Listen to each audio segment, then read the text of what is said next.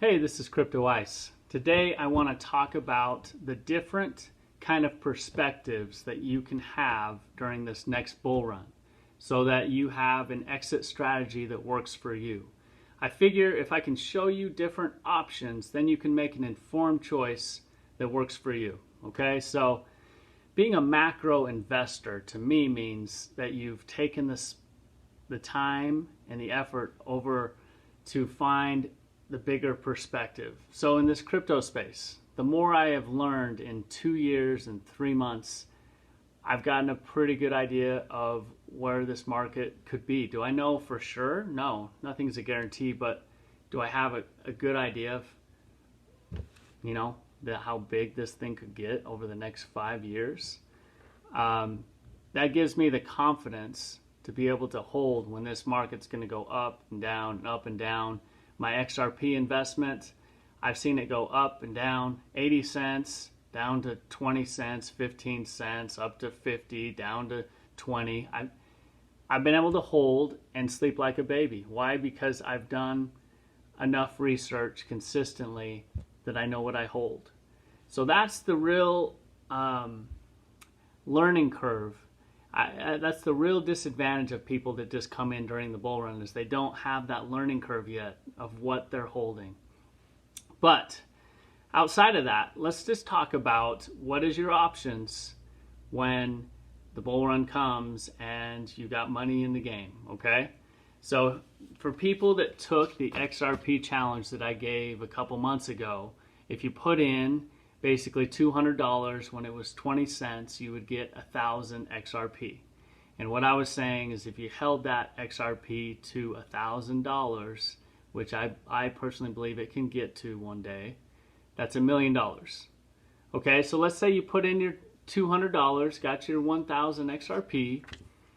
This is your first option, okay? Option A is short-term capital gains, which pretty much means that you held it for less than a year, which is going to mean that you get the highest tax bracket, right? In my case, because of my income's not, I don't make a ton of money, I'm in the 22% tax bracket. If you make considerably more than me, you probably are in the 30% plus tax bracket. So that's a lot of money being taken out, given to the government, right? So $20,000, let's say that XRP goes to $20. That's $20,000 for those that put in for the challenge. Your money would go to $15,824 if you had the same income bracket as me, okay?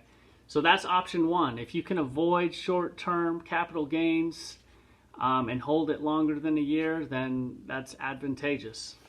Okay, option B, long-term capital gains. Well, this just basically means that you've held it longer than a year, okay?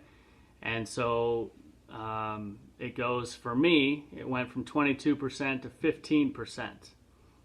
Okay, so if you had 20,000, that would eat out, about $3,000, 17,180 left, okay?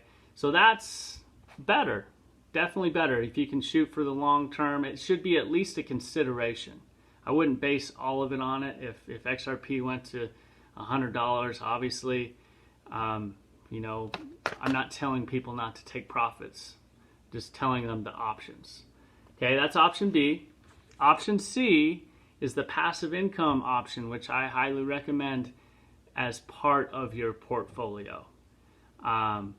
So basically what I'm saying here is if you got 1K XRP and you put it in an interest-bearing account, like right now I have a little bit of crypto in the exchange Bitrue in the PowerPiggy account, actually for my VeChain. So I got some in there for that, and I've been making 4% interest for a year, okay? So if you did that with XRP, you would basically have 20,800 if you held it for a year. So you basically made $800 for doing nothing other than putting it into an exchange. Now you should be aware that anytime you put money in an exchange, you're taking a risk. So there's a risk return payoff. Now for me, my XRP is so valuable to me that I have very, very little on exchanges. I have it on what's called a Ledger Nano S, which is a hard wallet, hardware wallet, or cold storage as they call it, because it's off the exchange, it's off the internet. The hackers can't get onto it. And so it's a safer option until things become more secure over time as this space evolves. Now, but I would say at some point I'm going to put my XRP on a bank or exchange or something to get that 4% return, because I'm very interested in passive income. And so let's say that you put 4%, your XRP in at 4%, you earn $800, right? Let's say it goes to $50 the next year. You have $54,000 total, and your basic passive income for that year would be $2,126. So the next time, let's say the next year it goes to $100. All of a sudden, you got 112K something in there, and your annual passive income comes to $4,496, almost $5,000, right? So that's pretty exciting. Gets to 1,000, we're looking at 1.128 million, right? And passive income for doing nothing other than putting it on an exchange, you could get $46,760. Now just think of that. I'm trying to get you to look at the macro picture here.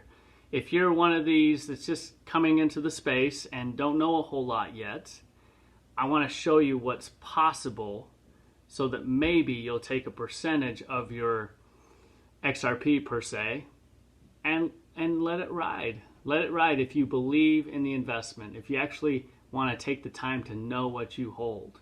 Because otherwise, not many people can hold if they don't believe in what they're holding, right? You have to actually believe in it and know the fundamentals and the partnerships and why is it being successful or not successful. And I always had to be open to the option that it could change, and I would, have to look at that investment closely to see if I wanted to take any profits. So this one to show what is possible. Can you imagine 46,000 some odd a year in passive income? And so there's your options. You have short-term capital gains, long-term, or passive income. The great thing with passive income is you have not touched your underlying assets. You have not sold any of your XRP, right? You just let that thing grow over time as this space evolves, and you're able to get passive income at a very good tax rate as well. If you, depending on your income, if you make less than 40,000, it's like 0%. Okay, if you make over 40,000, it's like 15%, which is still good. That's like long-term capital gains, right? So I would highly recommend, just not a financial advice, but me personally, my goal, like Robert Kiyosaki, his goal was to get to a point where he's living off of passive income. Because this is not essentially what retirement is that you don't have to work and you still have money coming in every month or every year, okay? So that's my goal. Even if that passive income isn't 100% of all my expenses, how can I get it to maybe like 5 to 10%, and then 20%, and then 50%, and then eventually everything. And it takes discipline, but that's how, if you have big goals and you're trying to grow your money and let it accumulate, that's one very effective strategy. Barring that you pick the right investments that are able to have the staying power and continue to grow. So I hope you enjoyed that, and we'll talk a little bit more down the road about things to look for if you're new to the space to not get wrecked, okay? And we'll talk to you soon. Thanks, bye.